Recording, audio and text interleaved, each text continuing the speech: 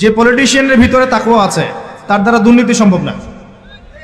যে প্রশাসনের কর্মকর্তার ভিতরে তাকওয়া আছে সে ঘুষ নিতে পারবে না, দুর্নীতি করতে পারবে না। যে আলেমের ভিতরে তাকওয়া আছে সে দিনকে দুনিয়ার বিনিময়ে বিক্রি করবে না।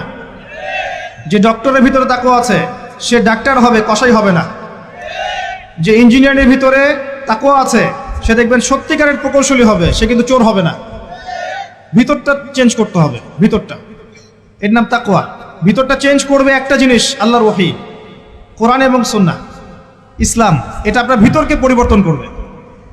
আর আমরা অনেক বড় বড় কথা বলি অনেক সময়, কিন্তু মূল কাজটা হচ্ছে ভিতরটা পরিবর্তন করা। আমাদের সবার সাথে যার যার কলব যাবে, যার যার আমল যাবে।